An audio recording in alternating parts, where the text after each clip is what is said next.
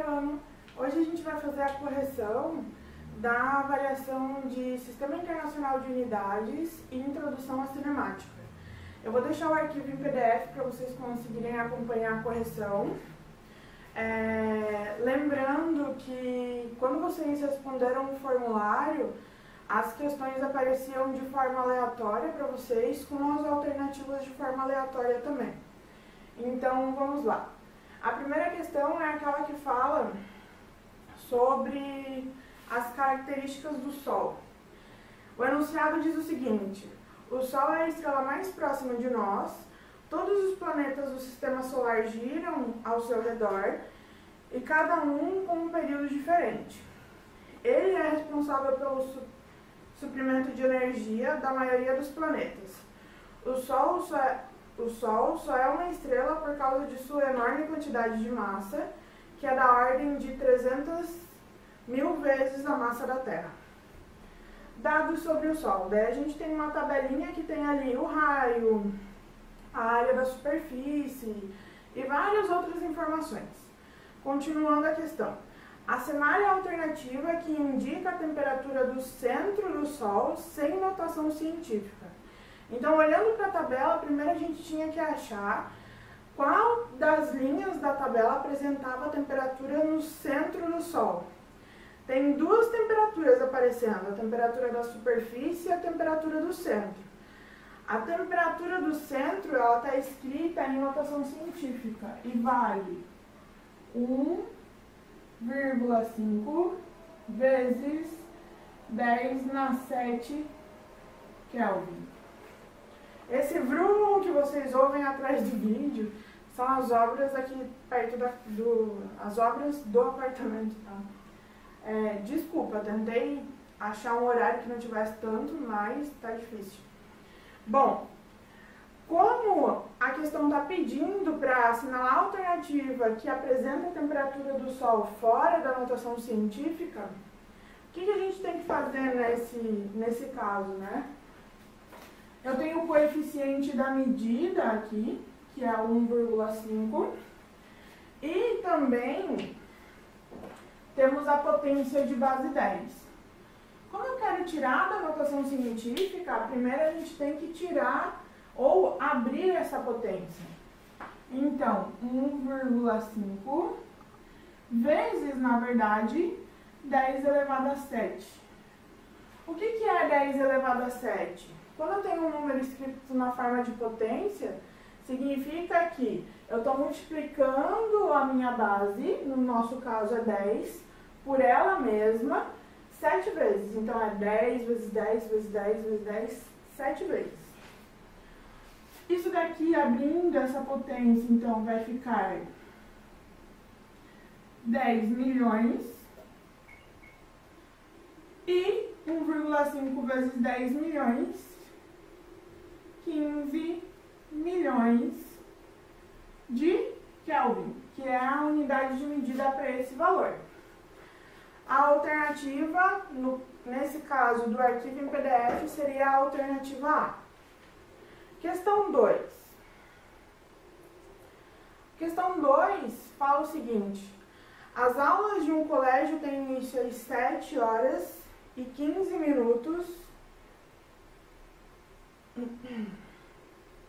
todos os dias.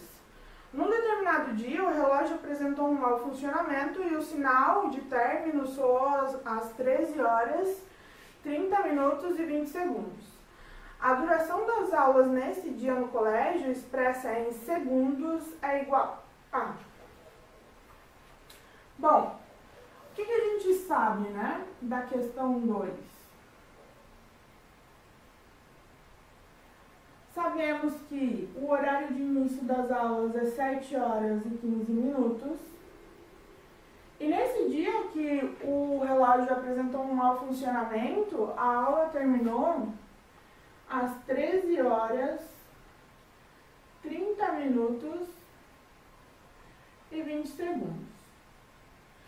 A questão perguntou qual é o período das aulas, ou a duração dessas aulas nesse dia, expressa em segundos. Então, o que a gente tem que fazer nesse caso? Primeiro, olhar para as unidades unidades de medida. Eu tenho hora e minuto no horário de início, hora, minuto e segundo no horário de término. Eu tenho aqui unidades de medidas diferentes. Como a gente quer esse horário todo em segundos, o que a gente pode fazer? Primeiro, a gente pode transformar todo esse horário para segundos, todo esse horário para segundos e depois fazer uma subtração entre os dois. Então, eu vou começar fazendo a transformação do horário de início. Primeiro, eu vou transformar 7 horas em segundos. Para isso, eu vou transformar 7 horas em minutos, multiplicando por 60, e depois em segundos, multiplicando por 60 novamente. Essa multiplicação vai dar o valor de 25.200 segundos. Agora, eu vou fazer a transformação dos 15 minutos para segundos.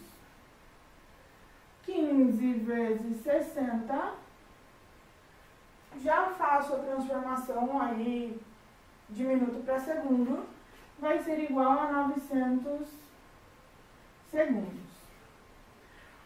Como o horário de 7 horas e 15 minutos é um único horário, eu tenho que somar esses dois resultados. Então, do início, né, o total é 25.200 mais 900, que é igual a 26.100 segundos. Terminou aqui? Não. Agora a gente tem que transformar o horário de término da aula para segundos. De novo, vou começar com as horas. Então, primeiro, transformando 13 horas em segundos, a gente vai fazer a mesma transformação que foi feita aqui. 13 horas vezes 60, eu transformo para minutos, multiplicando por 60 de novo, eu transformo o valor de 13 horas em segundos. Isso daí vai dar 46.800 segundos. Segundo passo, 30 minutos transformados em segundos. 30 vezes 60 é igual a 1.800 segundos. E por último, vou transformar os 20 segundos em segundos? Não, né? Não precisa. A gente pode só acrescentar ele aos demais valores. Então, o total seria os 46.800 mais 1.800 mais 20. E esse valor todo, esse horário todo escrito em segundos, daria 48.600 segundos. Mas como a gente quer a duração, a gente tem que fazer a diferença entre o horário de término da aula com o horário de início. Então, a duração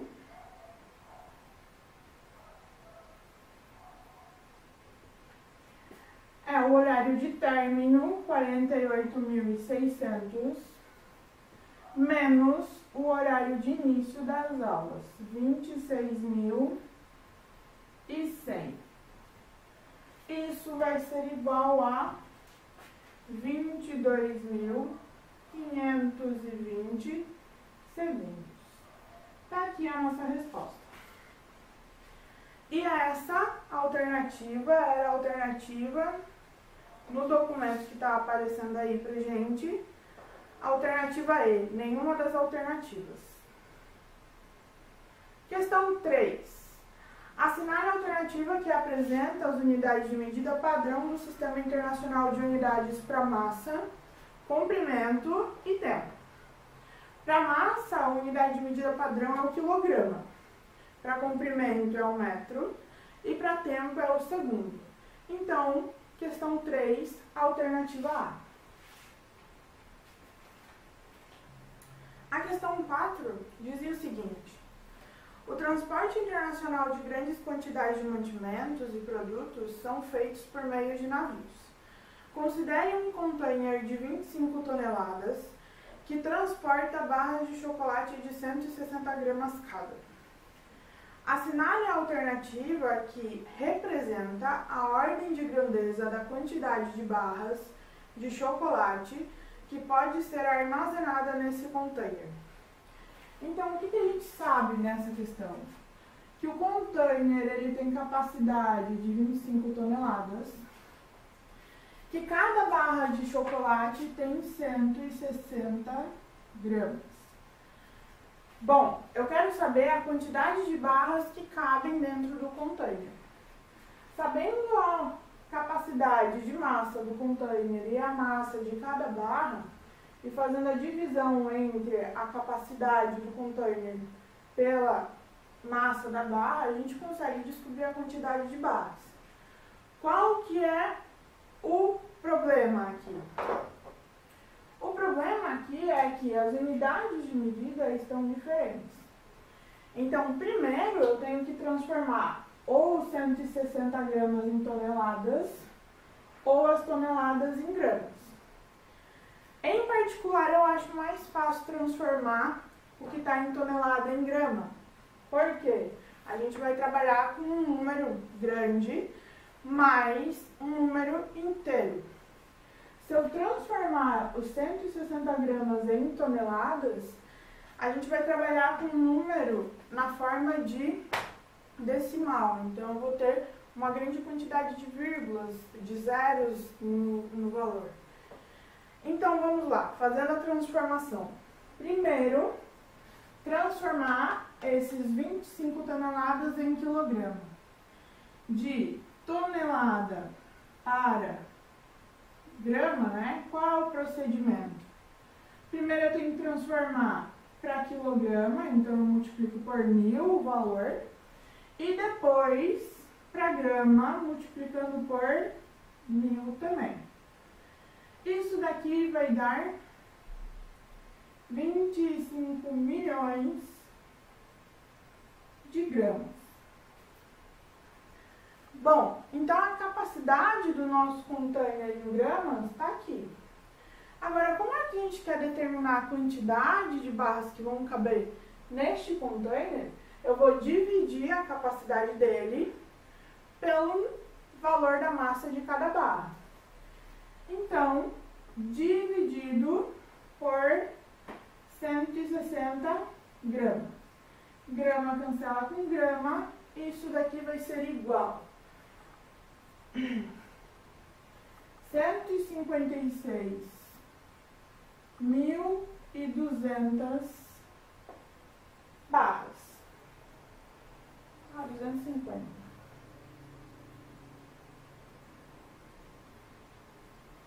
Barras. Qual que é o próximo passo? Ele está pedindo a ordem de grandeza e não o número de barras. Próximo passo é transformar esse valor em notação científica. Então, transformando esse valor em notação científica, ele vai ficar escrito da seguinte forma: 1,56 vezes 10 elevado na... Como eu estou deslocando a vírgula da direita para a esquerda, e eu andei 1, 2, 3, 4, 5 casas, vezes 10 na 5. A gente pode trabalhar só com 2 números depois da vírgula. Então, esse valor aqui eu vou excluir. Como 250 é menor que 500, eu posso manter o 6 aqui. Então, 1,56 vezes 10 na 5 barras. Agora, a gente vai analisar a ordem de grandeza desse valor. Como 1,56 é menor do que 3,16, então a ordem de grandeza da medida, que é o 10 na 5, se mantém. Então, a ordem de grandeza vai ser igual a 10 na 5 barras. Se esse valor, que é o coeficiente que vem na frente da potência, de base 10, fosse maior que 3,16, a gente somaria 1 no expoente. O que significa 10 elevado a 5 barras? Significa que cabem aproximadamente 100.000 barras de chocolate nesse container. A alternativa que representa este valor é a alternativa E. Questão 5. A questão 5 era a questão que falava sobre a quantidade de massa que um padeiro precisava encomendar para fazer 25 bolos. Vamos apagar aqui.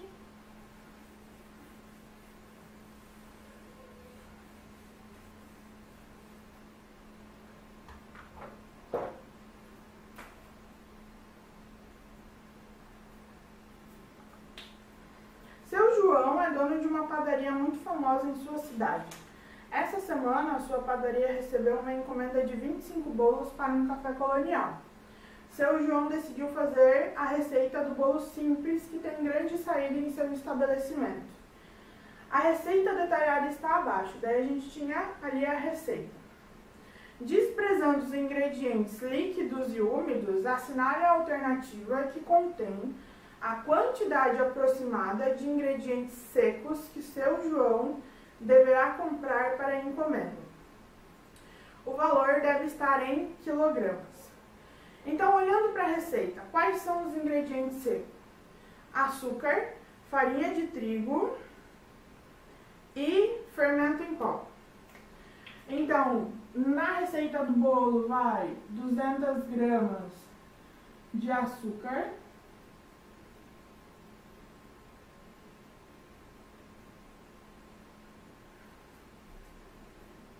375 gramas de farinha e 3 gramas de fermento.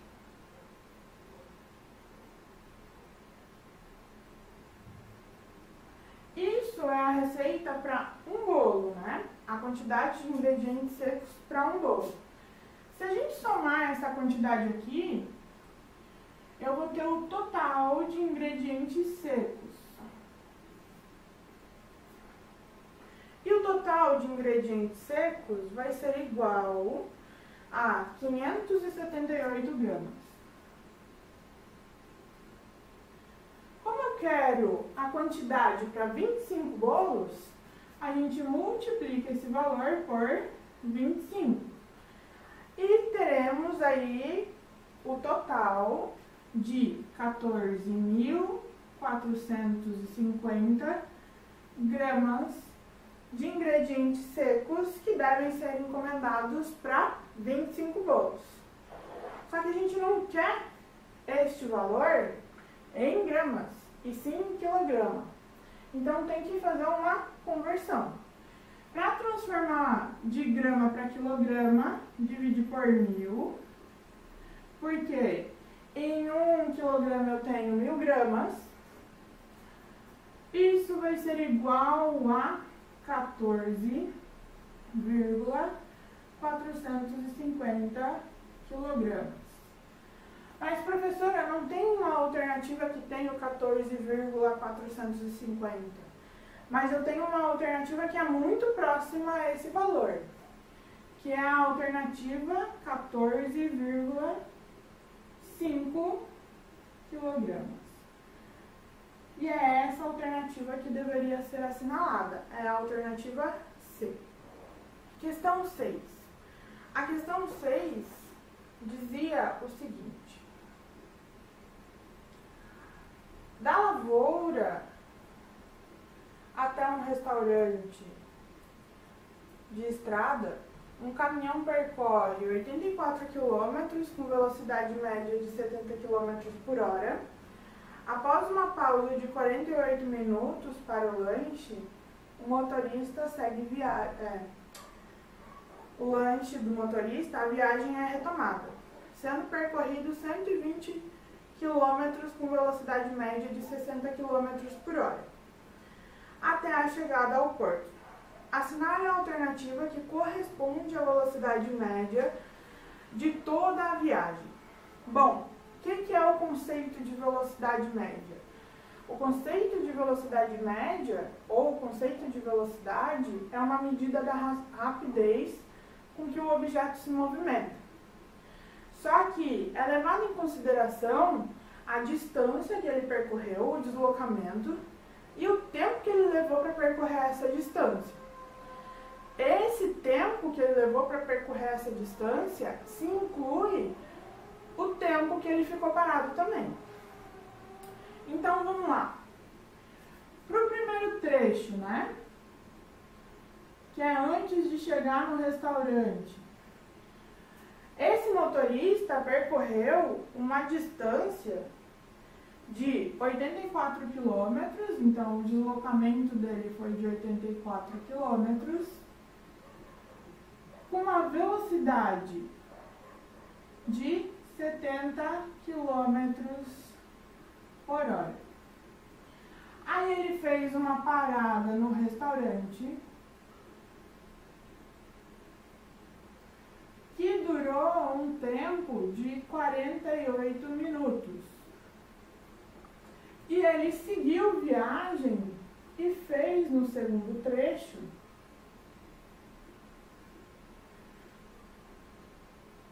ele percorreu uma distância de 120 quilômetros com uma velocidade de 60 quilômetros por hora. Bom, para resolver o problema, o que eu vou fazer? Eu vou considerar que essa velocidade de 70 km por hora, no primeiro trecho vai ser a velocidade média dele. E no segundo, essa velocidade de 60 vai ser a velocidade média dele também. Qual que é a ideia? Descobrir quanto tempo ele levou para percorrer o primeiro trecho, porque a velocidade é maior. Quanto tempo ele levou para percorrer o segundo trecho. Somar o tempo do primeiro trecho com o tempo da parada com o tempo do segundo trecho. Depois descobrir a velocidade no trecho total. Então, vamos lá. Velocidade média é deslocamento dividido por tempo. Velocidade média do primeiro trecho é 70, o deslocamento feito é de 84 km e o tempo é o que eu quero descobrir. Completa com um embaixo e multiplica cruzado. O intervalo de tempo vai ser igual a 84 dividido por 70. Isso daqui vai dar um valor de 1,2. E agora, qual que é a unidade de medida? Como a velocidade está em quilômetro por hora e o deslocamento em quilômetro, quilômetro cancela com quilômetro, sobra a hora. Então, hora. Minuto é diferente de hora, então eu tenho que transformar esse valor que está em minuto para hora. Para transformar de minuto para hora, eu faço a divisão por 60. Isso daqui vai ser igual a 0,8 horas. No segundo trecho, velocidade média é igual a deslocamento dividido por tempo. Velocidade média é 60, o deslocamento é 120 e o intervalo de tempo é o que eu quero descobrir do segundo trecho. De novo, multiplica cruzado. Intervalo de tempo é igual a 120 dividido por 60. 0 simplifica com 0. O intervalo de tempo é igual a 12 dividido por 6, 2 horas. No segundo trecho, o motorista leva aí um tempo de 2 horas. Então, o tempo total, a gente pode dizer que o intervalo de tempo total é a soma de quanto ele leva de tempo no primeiro trecho com o tempo de parada, então 1,2 mais 0,8 mais o tempo no segundo trecho, 2. O intervalo de tempo total vai ser igual a 1,2 mais 0,8, 2, mais 2, 4. Para que o motorista saia aí lá da lavoura e chegue até o porto, ele levou 4 horas. E ele percorreu uma distância de 84 quilômetros, então o deslocamento total é 84 mais. Quando ele chegou na parada do restaurante, ele não se deslocou, então ele não se movimentou com o veículo. Então o deslocamento é 0. Mais 120. O deslocamento total é igual a 204 quilômetros. Agora sim eu tenho as informações para determinar a velocidade média em todo o trajeto. Então a velocidade média em todo o trajeto é 204 dividido por 4. Velocidade média é igual a 51 quilômetros. Bom, questão 7. A questão 7 dizia o seguinte: uma ave pousa sobre um caminhão que percorre uma estrada conforme figura abaixo. E daí a gente tem ali a figura do caminhão, da ave, que está na carroceria do caminhão, e um poste. Sabe-se que a ave permanece na mesma posição em relação ao caminhão. É errado, então, afirmar que, letra A, a ave mantém-se em repouso em relação ao caminhão. Bom, se a ave se mantém na mesma posição em relação ao caminhão, ela está em repouso. Então, essa estaria correta. Letra B, a estrada move-se em relação à ave. Se a gente considerar que o caminhão está em movimento e o referencial é o caminhão ou a ave, quem vai estar com movimento aparente seria a estrada, então ela estaria correta. Letra C, o poste está em repouso em relação à ave. Bom, se a gente está considerando que esse caminhão está em movimento em relação ao poste, essa alternativa estaria errada, porque o referencial poderia ser o caminhão ou a ave, e quem estaria em movimento aparente seria o poste. Letra D, o poste está em movimento em relação ao caminhão. Vale aquilo que eu falei na anterior. E letra E, o caminhão mantém-se em repouso em relação à ave. Essa daí também está certa. Então a alternativa que é errada é a alternativa C, porque a D é o contrário dessa alternativa C, né? Questão 8. Opa, passou. Em uma rodovia, um carro trafega com velocidade constante de 72 km por hora. Assinale a alternativa que corresponde à distância, em quilômetros, que o carro percorre em 10 minutos. Então, o que a gente sabe dessa questão? Que a velocidade média do veículo é 72 km por hora. A gente quer determinar a distância que ele percorre, ou seja, o deslocamento, e o tempo que ele leva se movimentando aí é de 10 minutos. Velocidade média é igual a deslocamento dividido por intervalo de tempo. Pessoal, de novo, unidade de medida, analisa. O tempo está em minuto e aqui o nosso tempo, né, da velocidade está em horas. A gente tem que transformar esse valor aqui para hora ou essa velocidade para quilômetro por minuto, por exemplo. Eu acho mais fácil transformar o intervalo de tempo para hora. Para transformar de minuto para hora, divide por 60. Isso daqui vai dar uma dízima. 0 simplifica com 0, 1 dividido por 6, 0,16. E esse 6 se repete, por isso que eu coloquei o tracinho, porque é uma dízima periódica. Isso, 10 minutos em horas equivale a 0,16 horas. Bom, agora eu tenho hora e hora, então eu posso fazer o cálculo, determinar este valor aí. Substituindo 72 é igual ao deslocamento que eu quero determinar, dividido por 0,16.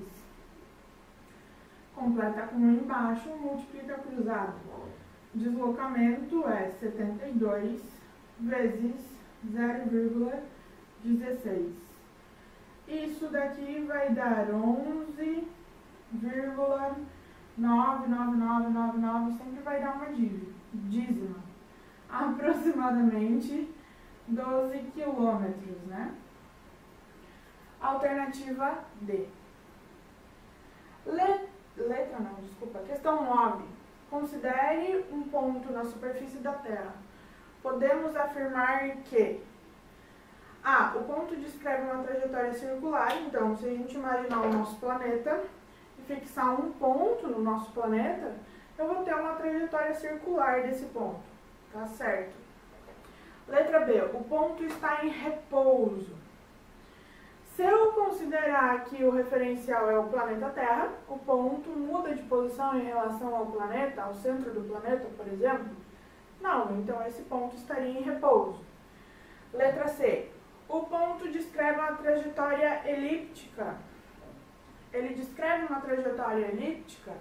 Se a gente considerar que o nosso planeta não é uma circunferência perfeita, sim, a gente sabe que o nosso planeta não é uma circunferência perfeita, né? Letra D. O ponto descreve uma trajetória parabólica. E letra E. A trajetória descrita depende do referencial adotado. Então, a alternativa correta seria a trajetória descrita depende do referencial adotado. Por quê, né? Porque a gente já falou em sala de aula aí que, dependendo do referencial que está olhando essa trajetória, eu posso considerar, posso ter a representação de trajetórias diferentes. Então, por exemplo, na trajetória parabólica, se eu considerar um referencial fora do planeta, realmente esse ponto pode descrever uma parábola. Na letra C, o ponto descreve uma trajetória elíptica. Se eu considerar, por exemplo, referencial no Sol, a gente sabe que esse ponto, o Sol, não fica bem no centro do sistema solar. É quase uma elipse a trajetória aqui nosso planeta faz ao redor do Sol. O que é uma elipse? É uma circunferência um pouquinho mais alongada. E o Sol ele está em um dos focos, só que os focos eles estão bem próximos. Então, esse ponto descreveria aí uma trajetória elíptica também. A alternativa é a alternativa correta. E questão 10. A questão 10 é a questão 6 da lista de exercício com o enunciado da forma correta. Então, eu vou deixar o link do vídeo onde eu corrijo a questão 6, com o enunciado da forma correta, para vocês assistirem esse vídeo. Não vou fazer a correção aqui de novo, tá? É isso aí, primeiro ano, para quem tem que fazer a recuperação, boa recuperação.